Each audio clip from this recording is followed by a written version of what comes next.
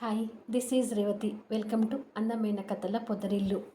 Stories మీకు నచ్చినట్టయితే దయచేసి లైక్స్ ఇవ్వండి, కామెంట్ షేర్ చేయండి, సబ్స్క్రైబ్ చేసుకొని ఛానల్స్ని షేర్ చేస్తూ సపోర్ట్ చేయండి. తొలి ముద్దు ఎపిసోడ్ నెంబర్ 6 వినిపించబోతున్నాను. యష్ శృతిని చూసి తర్వాత దీక్ష వైపు చూసి, నేను నీతో మాట్లాడడానికి వచ్చాను దీక్ష అంటాడు. దీక్ష కాస్త ఆశ్చర్యంగా చూస్తూ, దేని గురించి యష్ అని అడుగుతుంది. శృతి కూడా అర్థం కానట్టుగా చూస్తుంటుంది. లోపలికి వెళ్ళి మాట్లాడుకుందాం అని యష్ లోపలికి వెళ్తాడు. దీక్ష శృతి ఇద్దరు ముఖాలు చూసుకొని ఆశ్చర్యంగానే లోపలికి వెళ్తారు. వీళ్ళిద్దరు వెళ్ళేసరికి యష్ సోఫాలో కూర్చొని ఉంటాడు.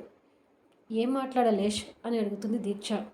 కూర్చో దీక్ష అంటూ దీక్ష కూర్చోడానికి పక్కకి జరుగుతాడు. దీక్ష యష్కి కాస్త దూరంలోనే కూర్చొని యష్ వైపు చూస్తుంటుంది. యష్ దీక్ష రెండు చేతులు పట్టుకొని, ఐఎమ్ సో సారీ దీక్ష అంటాడు కాస్త బాధపడుతూ. దీక్ష ఆశ్చర్యపోతూ, ఏంటి యష్ ఇది, సారీ ఎందుకు చెప్తున్నావు అని అడుగుతుంది. నీతో అలా మాట్లాడకుండా ఉండాల్సింది.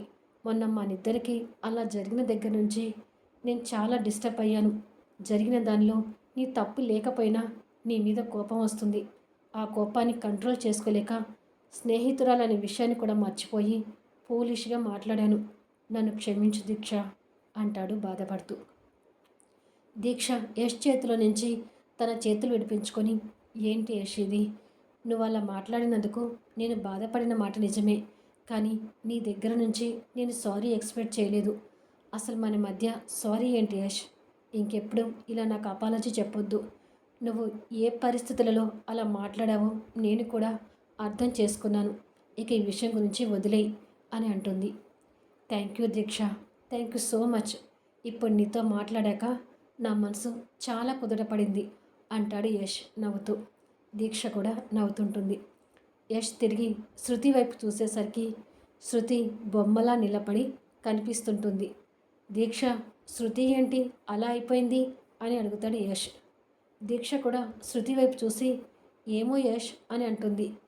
ఏ బొమ్మ అంటూ యష్ శృతి చేపట్టుకొని లాక్కొని వాళ్ళ మధ్యకు కూర్చోబెట్టుకొని, ఏంటి అలా అయిపోయావు అని అడుగుతాడు. నువ్వు చేసిన తప్పు ఏంటో అంత తొందరగా తెలుసుకోవు కదా, అందుకే దీక్షకి నిన్న జరిగిన విషయం గురించి సారీ చెప్తుంటే నాకు నోట మాట రాకుండా అలా అయిపోయాను అని అంటుంది శృతి. అదేమీ లేదు, నేను చేసింది తప్పు అని నాకు తెలిస్తే వెంటనే సారీ చెప్తాను. దీక్షతో నేను అలా మాట్లాడడం తప్పు అని రాత్రంతా ఆలోచిస్తే కానీ అర్థమైంది. అందుకే ఇప్పుడు వచ్చి సారీ చెప్తున్నాను అని అంటాడు. శృతి యష్ బుగ్గలు లాగుతూ, పర్వాలేదులే, ఇప్పుడైనా మేలుకున్నావు అని అంటుంది. నిన్న నేను డిస్టర్బెన్స్లో ఉండి నిన్ను కూడా కాసేపు అవాయిడ్ చేశాను కదా, దాని గురించి కూడా నేను చాలా బాధపడ్డాను అంటాడు తన మొహం మీద పడుతున్న ముంగురులను సరిచేస్తూ. వాళ్ళిద్దరూ అలా ఉండటం చూసి దీక్ష కాస్త ఇబ్బంది పడుతూ వాళ్ళ మధ్య ఎందుకులే అని చెప్పి లోపల రూమ్లోకి వెళ్తుంది. కాస్త ఫ్రెష్ అయ్యి డ్రెస్ మార్చుకొని యష్ శృతి పక్కన ఎక్కువసేపు ఉంటే ఆ డిస్టర్బెన్స్ నుంచి బయటపడి హ్యాపీగా ఉంటాడు అని అనుకొని పర్స్ తీసుకొని బయటికి వస్తుంది. వాళ్ళిద్దరూ మాటల్లో పడి ఇంకా క్లోజ్గా మూవ్ అవుతూ కనిపిస్తుంటారు. దీక్ష వాళ్ళని డిస్టర్బ్ చేయకుండా బయటికి వెళ్ళబోతుంటే యష్ సోఫా నుంచి లేచి, ఎక్కడికి వెళ్తున్నావు దీక్ష అని అడుగుతాడు. దీక్ష వెనక్కి తిరిగి ఏదో సమాధానం చెప్పేలోపే శృతి కూడా సోఫాల నుంచి లేచి, కొత్తగా అడుగుతున్నావేంటి యష్, నువ్వు ఎప్పుడు ఇక్కడికి వచ్చినా మనకి ప్రైవసీ ఇవ్వడానికి తను బయటికి వెళ్తుంది కదా, ఇప్పుడు అంతే వెళ్తుంది అని అంటుంది. లేదు దీక్ష, నువ్వు ఎక్కడికి వెళ్ళొద్దు, ఈరోజు ముగ్గురం కలిసి బయటికి వెళ్తున్నాం అని అంటాడు యష్. బయటికి ఎందుకు యష్ అని అడుగుతుంది శృతి. ఇద్దరు టాప్ ర్యాంక్లో పాస్ అయ్యారు కదా, మరి నాకు పార్టీ ఇవ్వరా అని అడుగుతాడు యష్. శృతి కాస్త బాధపడుతూ, మేం పాస్ అయినా నువ్వు ఫెయిల్ అయ్యావు కదా, ఎలా పార్టీ ఇస్తాము అని అడుగుతుంది బాధగా.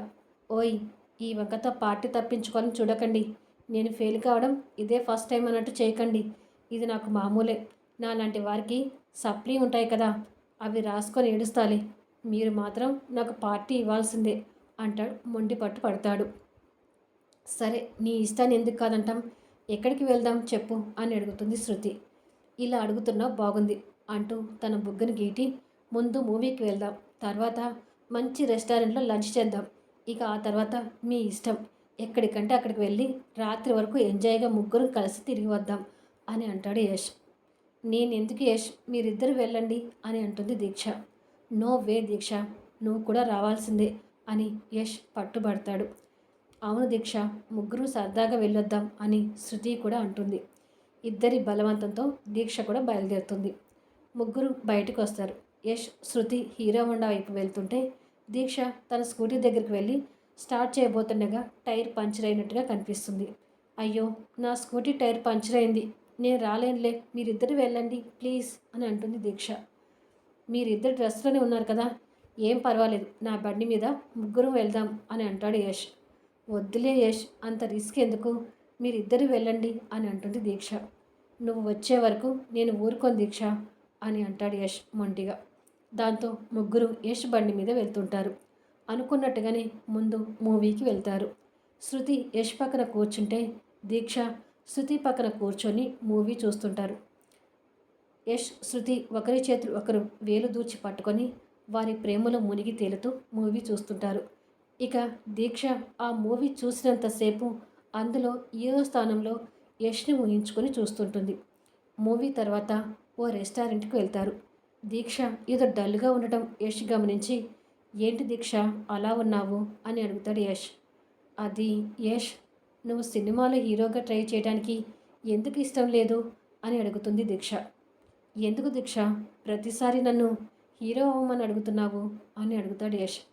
అంటే సినిమా ఫీల్డ్లో సక్సెస్ అయితే డబ్బుతో పాటు గొప్ప పేరు హోదా కూడా వస్తుంది కదా, నిన్ను అలా చూడాలని ఉంది అని అంటుంది దీక్ష. దీక్షనే కాదు, నేను కూడా అడుగుతున్నాను యష్, నీకు చదువు పెద్దగా ఇంట్రెస్ట్ లేదు కదా, మరి హీరోగా ట్రై చేయొచ్చు కదా, ఎందుకు ఇష్టం లేదంటున్నావు అని అడుగుతుంది శృతి. నాకు ఇష్టం లేదని చెప్పడానికి కారణం నువ్వే శృతి అని అంటాడు యష్. నేను కారణమా, ఎలా అని అడుగుతుంది శృతి ఆశ్చర్యంగా. సినిమాలోకి వెళ్తే డబ్బు పేరు వస్తుందేమో, కానీ అలా వచ్చే డబ్బు పేరు నాకు వద్దు. ఆ రంగుల ప్రపంచంలో కెమెరా ముందు వాళ్ళతో వీళ్ళతో హగ్గులు కిస్సులు ఉంటాయి. నా హృదయం మీద నీకు మాత్రమే ఎప్పటికీ స్థానం ఉండాలి శృతి. ఇంకొక అమ్మాయి నా హృదయం మీద చేరడానికి నాకు ఇష్టం ఉండదు. పైగా ఉన్నవి లేనివి ఎఫ్ఐఆర్స్ అంటూ రూమర్స్ వస్తుంటాయి. అందుకే ఆ ఫీల్డ్లోకి నేను వెళ్ళను అని అంటాడు యష్. శృతి ఆ మాటలకు అభిమానంగా చూస్తుండిపోతుంటుంది.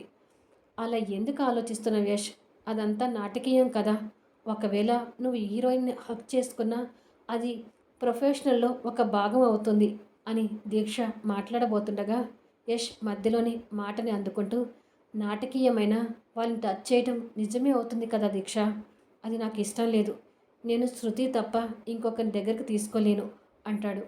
ఇక దీక్ష కూడా అంతకంటే ఎక్కువ మాట్లాడి తన విలువ తగ్గించుకోవద్దని మౌనంగా ఉండిపోతుంది. కొద్దిసేపటికి ముగ్గురు భోజనం చేస్తుంటారు. మరి కొద్దిసేపటికి ముగ్గురు కలిసి రెస్టారెంట్ స్టెప్స్ దిగి బయటికి వస్తూ, ఇప్పుడు ఎక్కడికి వెళ్దాం అని అడుగుతాడు యష్. చార్మినార్ వెళ్దాం యష్ అని అంటుంది దీక్ష. సరే వెళ్దాం పదండి అని స్టెప్స్ దిగుతుంటారు. యష్కి ఒక పక్క శృతి ఉంటే మరో పక్క దీక్ష ఉంటుంది. ముగ్గురు మెట్లు దిగి వస్తుండగా దీక్ష తన కాలు స్లిప్ అయ్యి కింద పడబోతుంది. పక్కనే ఉన్న యష్ టక్కున తన భుజం చుట్టూ చేయి వేసి పట్టుకుంటాడు.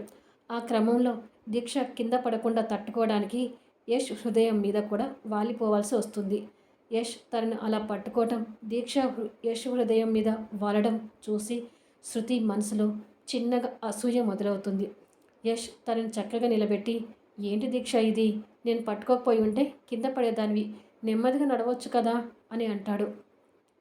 కాలు స్లిప్ అయింది యష్, అనుకోకుండా జరిగింది, పట్టుకున్నందుకు థ్యాంక్ యూ అని అంటుంది దీక్ష. దీనికి థ్యాంక్స్ చెప్పడం ఎందుకు, పద అంటూ వెళ్తుంటారు. వాళ్ళిద్దరూ ముందుకు వెళ్తుంటే కాస్త వెనుకబడిన శృతి దీక్ష మీద అసూయతో చూస్తూ వెళ్తుంటుంది. ప్రజెంట్లోకి వచ్చాము. యష్ అక్కడ చెప్పిన దానికి పూర్తి విరుద్ధంగా షూటింగ్లో భాగంగా కెమెరా ముందు నటిస్తూ ఒక హీరోయిన్ని హక్ చేసుకొని, నువ్వంటే నాకు చాలా ఇష్టం, నువ్వు దూరం కావడం నేను తట్టుకోలేను, నువ్వు నాకు కావాలి, ఐ లవ్ యూ అని కన్నీళ్ళు పెట్టుకుంటూ ఎమోషనల్ డైలాగ్స్ చెప్తుంటాడు. కట్ అని డైరెక్టర్ నుంచి వినపడగానే యష్ ఆ హీరోయిన్ను వదిలేసి కన్నీళ్ళు తుడుచుకుంటాడు. డైరెక్టర్ సంతోషపడుతూ వచ్చి, గ్లీజరిన్ పెట్టుకోకుండా కన్నీళ్లు తెచ్చుకొని ఈ ఎమోషనల్ సీన్ నటించారు. సీన్ చాలా బాగా వచ్చింది యశోధర్ గారు అని అంటాడు. యశోధర్ నవ్వి, నేను హక్ చేసుకున్నది నా మనసులో ఉన్న అమ్మాయిని కాకపోయినా డైలాగ్స్ వచ్చింది మాత్రం నా మనసులో నుంచే కదా అని మనసులో అనుకొని ఇంకా వస్తున్న కన్నీళ్ళు తుడుచుకుంటాడు. ఓకే యశోధర్ గారు, ఈ సీన్తో ఈరోజు షూటింగ్ అయిపోయింది అని చెప్పి ప్యాకప్ అని అంటాడు డైరెక్టర్ అందరినీ ఉద్దేశిస్తూ. యష్ కార్టూన్స్ తీసేసి కార్ దగ్గరికి వచ్చేసరికి టైం నైట్ 10 అవుతుంటుంది. యష్ కారు వెనుక సీట్లో కూర్చొని డ్రైవర్ పోనివ్వు అంటాడు. కొద్దిసేపటికి కార్ మెయిన్ రోడ్ మీదకి వస్తుంది. యష్ వెనుక సీట్లో కూర్చొని మూవీ మ్యాగజైన్ చదువుతుంటాడు. అదే దారిలో దీక్ష పంచరైన తన స్కూటీ చూసి తల పట్టుకుంటూ, అయ్యో ఈరోజు శరత్ అన్నయ్య లేక స్కూటీ మీద ఆఫీస్కి వచ్చాను. ఇప్పటికీ టైం చాలా అయింది. అమ్మా నాన్న నా కోసం ఎదురు చూస్తుంటారు అని భయపడుతుండగానే ఇద్దరు పోకిరిగాలు తాగుతూ దీక్ష దగ్గరికి వస్తుంటారు. నెక్స్ట్ ఎపిసోడ్లో కలుద్దాం ఫ్రెండ్స్. ఛానల్ నుంచి వెళ్ళిపోయే ముందు దయచేసి లైక్స్ ఇవ్వండి, కామెంట్ షేర్ చేయండి అండ్ సబ్స్క్రైబ్ చేసుకొని ఛానల్స్ని షేర్ చేస్తూ సపోర్ట్ చేయండి.